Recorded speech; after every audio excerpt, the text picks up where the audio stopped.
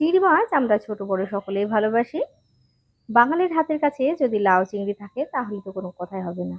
এই লাউ চিংড়ি রেসিপি কিভাবে বানিয়েছি চলো দেখে নাও।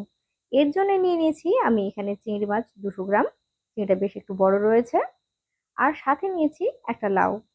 লাউটা মোটামুটি একটা মাঝারি সাইজের।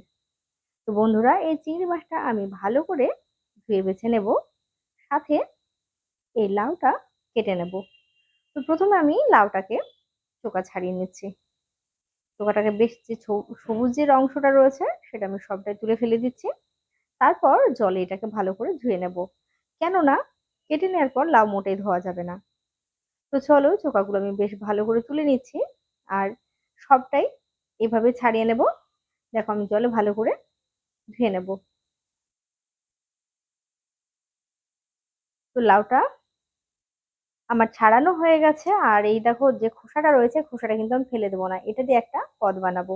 তো তোমরা আমার সাথে থেকো। আর এই লাউটা খুব ভালো করে ধুয়ে নেওয়ার পর আমি একটা ঝুড়িতে তুলে নিচ্ছি। তো চলো, লাউটাকে এবার খুব সরু সরু করে কেটে নেব। দেখতে পাচ্ছ আমরা যেরকম ভাবে সাধারণত চাল কুমড়ো ঝালের জন্য কেটে থাকি, ঠিক সেভাবে কেটে নেব। অনেকে একটু মোটা করে কেটে নেন। তো যাই হোক, আমি এখানে একটু সরু করে কেটে নিচ্ছি। তো বন্ধুরা, আমি সমস্ত লাউটা কেটে নিচ্ছি। আর দেখো কিরকম কেটেছি। এইদিকে আমার লাউটা সম্পূর্ণ কাটা হয়ে গেছে। আর আমি চিংড়ি মাছটাও কিন্তু ভালো করে ধুয়ে বেছে নিয়েছি। এখানে আমি লবণ হলুদ মাখিয়ে নেব, তারপর আমি এটা ভেজে নেব। তো চলো ভেজে নিই। কড়াইয়ে আমি দিয়ে দিই কড়াইয়ে দিয়ে দিলাম আমি 1 চামচ মতো তেল। আমি খুব বেশি তেল দিয়ে চিংড়িটা ভাজবো না, আমি অল্প একটু তেল দিয়ে এটাকে ভেজে নিচ্ছি। প্রায় আমি 1 থেকে 1.5 মিনিট মতো উল্টে পাল্টে নেড়ে ভেজে নেব।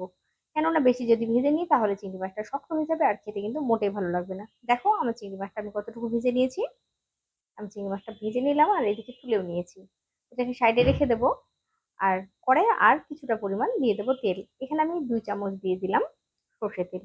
তো চলো, এখানে তেলটা গরম হয়ে গেছে, দিয়ে দিলাম একটু শুকনো লঙ্কা। এবার এখানে দিয়ে দেবো সামান্য একটু পাঁচফোড়ন। এবার দুটো আমি লঙ্কা চেটে দিলাম। এখানে বাকি যে লাউটা রয়েছে লাউটা আমি কেটে এখানে দিয়ে দিচ্ছি। তারপর আমি এখন এইভাবে নেড়ে নেব প্রায় 4 মিনিট মতো। আমি এখানে লবণ ব্যবহার না করে নেড়ে নেব। তাতে করে কি হবে, লাউয়ের যে জল সেটা কিন্তু অনেকটা কম বেরোবে। লাউয়ের থেকে এমনিতে সাধারণত জল বেরিয়ে থাকে।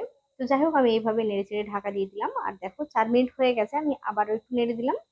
আমি এবার এখানে দিয়ে দেব লবণ আর হলুদ। তোমরা দেখতে পাচ্ছ লাউ থেকে অনেকটা জল বেরিয়েছে, আর আমরা সবাই জানি লাউ থেকে অনেক জল বেরোয়। তো যাই হোক, গ্যাসের ফ্লেমটা একটু বাড়িয়ে দিয়ে কিন্তু এখানে রান্নাটা করতে হবে, তাহলে রান্নাটা করতে অনেকটা সময় লেগে যাবে। এখানে নেড়ে চেড়ে দিচ্ছি, এইভাবে নেড়ে চেড়ে কিন্তু আমি আবার ঢাকা দিয়ে দেব। আর গ্যাসের ফ্লেমটা হাই রেখে আমি রান্নাটা করে নেব। ঢাকা দিতে হবে, তাতে লাউটা খুব ভালোভাবে নরম হবে আর রান্নাটাও কিন্তু বেশ হবে। তো চলো, এইভাবে নেড়ে চেড়ে কিন্তু আমি বারবার ঢাকনা খুলে নেড়ে দেবো আর ঢাকা দিয়ে রান্নাটা করে দেবো। তো এখানে দেখো অনেকটা জল কিন্তু শুকিয়ে গেছে। আমি এই পর্যায়ে এখন দিয়ে দেব ভেজে রাখা চিংড়ি মাছগুলো।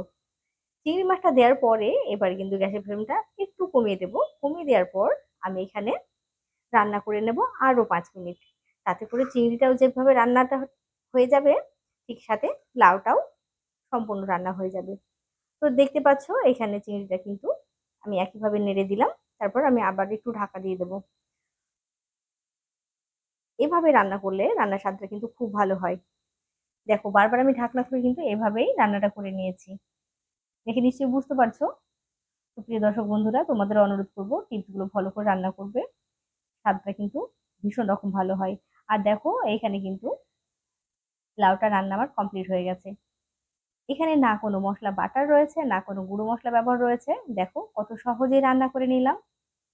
এবার এটা গরম পরিবেশন করবার পালা। দর্শক বন্ধুরা, তোমরা দেখলে যে আমি কিভাবে কত সহজেই বানিয়ে নিলাম লাউ চিংড়ি। তোমাদের অনুরোধ করবো একবার হলেও রেসিপিটি ট্রাই করে বাড়িতে বানিয়ে খেও। আর তোমাদের কেমন লেগেছে আমাকে কিন্তু জানাতে ভুলো না। আর আর যদি ভালো লাগে তাহলে অবশ্যই বন্ধুদের সাথে শেয়ার করো। তা আমি বলি আজকের মতো এখানে বিদায় নিচ্ছি। দেখা হবে অন্য একটা রেসিপিতে। সে পর্যন্ত তোমরা সবাই খুব ভালো থেকো, সুস্থ থেকো। নমস্কার।